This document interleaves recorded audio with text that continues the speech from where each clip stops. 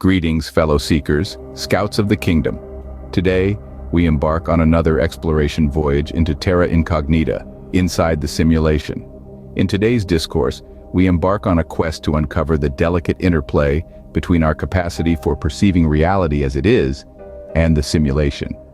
As Kingdom Scouts, we're on a mission to unravel the mysteries of perception, reality, and everything in between. This video is an ongoing investigation conducted by Kingdom Scouts. Our journey today begins with a question. What do we really know about the world around us? How much of what we perceive is reality, and how much is simply a construct of our minds?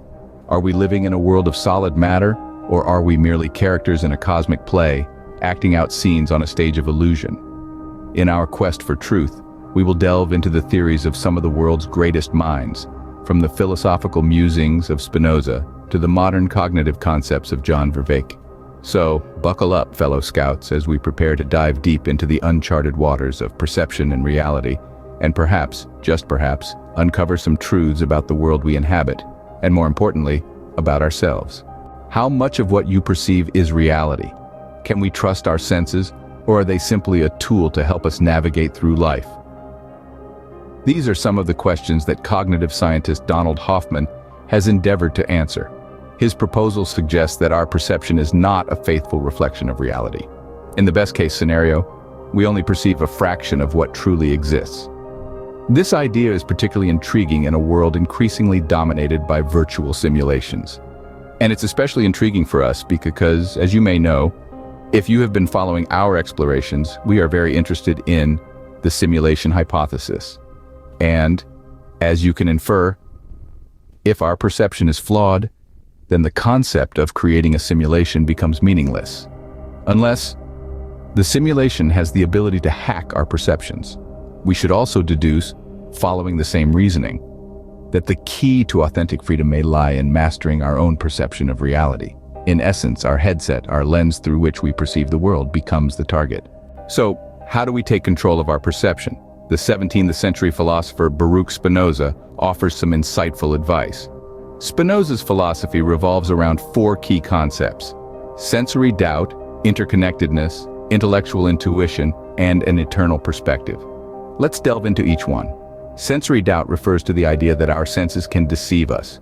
What we see, hear, touch, taste, or smell is not necessarily an accurate reflection of reality. By acknowledging this, we can start to question our perceptions and open our minds to new possibilities. Interconnectedness is the notion that everything in the universe is fundamentally connected. Recognizing this interconnectedness allows us to see beyond our limited perspective and appreciate the larger picture. Intellectual intuition is about trusting our own understanding and insights. While we should always question and critically examine our beliefs, we must also learn to trust our intellectual intuition when it leads us to new insights. Finally, Spinoza's eternal perspective encourages us to look beyond our immediate circumstances and consider the larger timeless context. This can help us navigate life's ups and downs with grace and equanimity. These principles form the core of Spinoza's philosophy and offer a roadmap to mastering our perception. But how do we put these abstract ideas into practice? How can we train ourselves to perceive reality in this way? John Vervaeke, a cognitive scientist, has explored the relationship between knowledge and perception.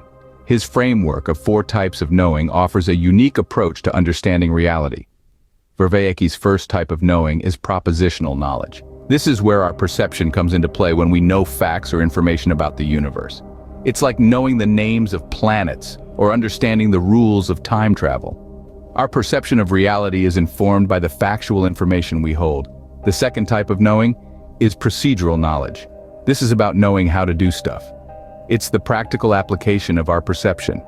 It's like flying a spaceship, hacking into a computer system, or mastering a martial arts move.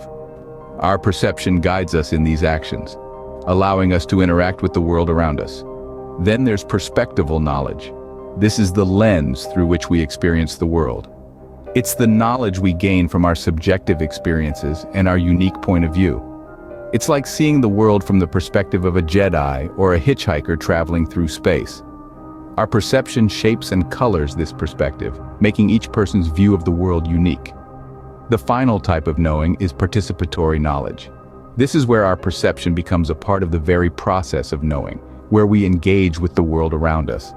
It's not just about observing the world, but actively participating in it. It's like being a part of the force, or joining in the dance of the cosmos. In Vervaeke's framework, perception is not just a passive process, but an active one.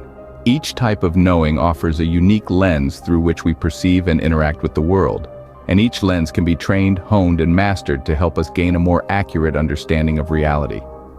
At this point, you may ask, how are these 4 types of knowledge related with Spinoza's proposal? That's a good question.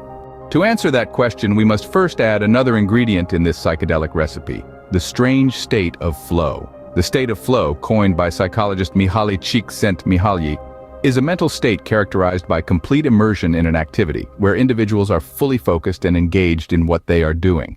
It often leads to a feeling of energized focus, enjoyment, and a sense of timelessness.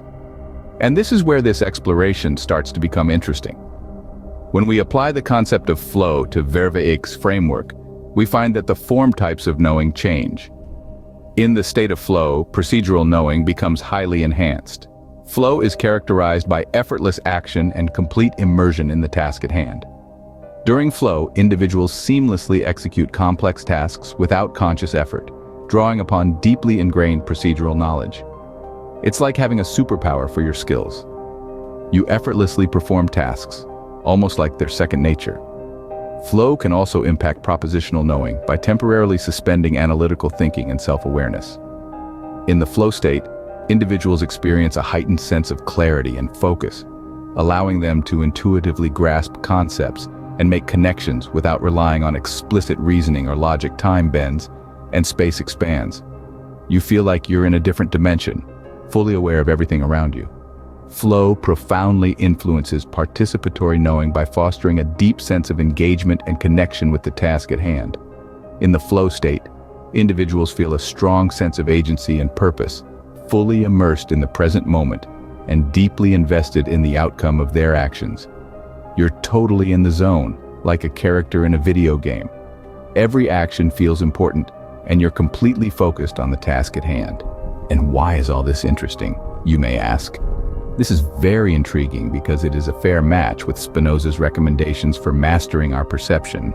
They align closely with the changes experienced in flow states, where individuals achieve peak performance and profound insights. We've delved into the depth of our perception, understanding its limitations and illusions. We've grasped Spinoza's timeless wisdom, a guide to mastering our perception. And we've navigated Vervaeke's 4 types of knowing, where perception plays a crucial role. Then we explored what happens when we expose the state of flow to the 4 knowledges. And we found a match with Spinoza's proposal for mastering our perception. The next time we meet, we will explore deeply the best ways to get into flow, aiming to master our perception of reality. Until then, if you are interested in understanding how the simulation works, come with us into Terra Incognita. Keep tuned to this channel, subscribe, and most importantly, keep curious.